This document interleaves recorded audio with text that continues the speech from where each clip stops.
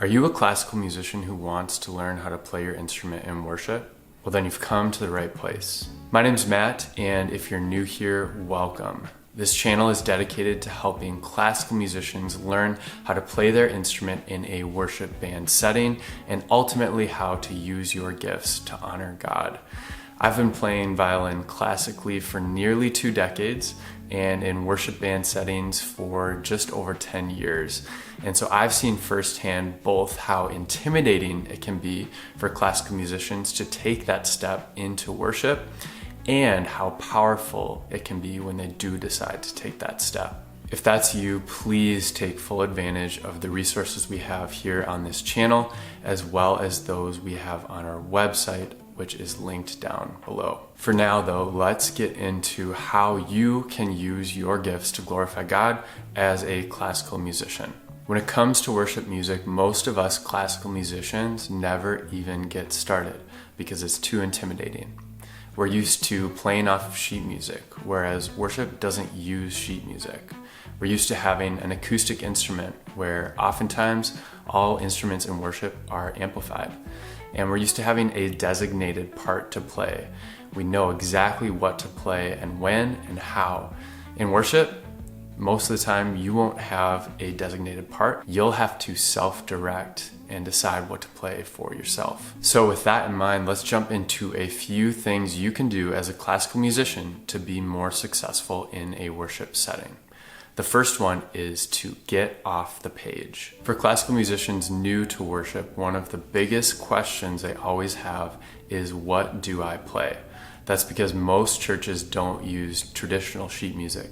They use something called chord charts or chord sheets. If you're just getting started in worship music, chord charts can be a great starting point.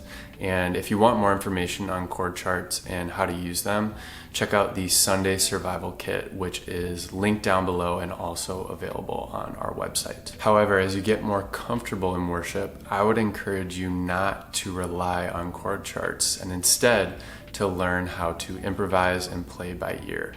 The reason for this is, I think, the more that we're focused on the page and what we should be playing, the less we're focused on truly worshiping God, which is the reason we're there in the first place. Getting off the page allows us to listen to the Holy Spirit and understand better what God is doing in that moment. So, number 1, get off the page. Second thing you can remember is that less is usually more. At its core, worship is not about you, it's about God. That's why one of the biggest mistakes I often see classical musicians make in worship is overdoing it. That could mean playing way too loud, playing a part that feels really busy, feeling like you always need to make sound, or just not blending well with the character of the song. In most cases, less is more. It's okay to not play for part of a song or even for a whole song if that feels right.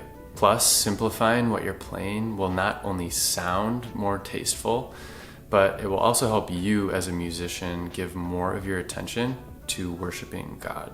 At the end of the day, it's much better to underdo it and risk blending in than to overdo it and potentially be a distraction. So don't overdo it. Less is more.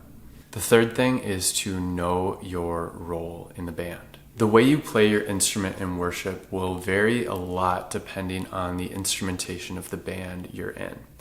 For example, if it's a band with just an acoustic guitar and a percussionist, you'll have a lot of freedom over what you decide to play. You could play bass notes, you could play a lead guitar line, you could play a vocal harmony, etc. But if it's a full band, you're a lot more restricted. And so you want to be aware of what other people are playing, try not to double their parts, and avoid stepping on their toes. Listen to what's going on around you and know your role. And the fourth and final thing is to learn by trying. Learning how to worship in alignment with the Holy Spirit is a challenge on any instrument. But at the end of the day, the best way to learn is to try. I got my start in worship playing at worship nights in college, and it was a great low pressure setting to experiment. If you have access to an opportunity like that, go for it. If you don't, play along with recordings and backing tracks. Find friends who are musicians and make music together. And when you feel confident, try your hand at playing in worship. Don't be afraid to make mistakes. Life is messy and worship can be too. So go for it. Have fun. And don't forget that you're worshiping the creator of the universe. Lastly, don't forget to check out our other resources here on the channel and on our website as well. We have tons of great content that will help you take your next step in your worship journey. Thanks for watching.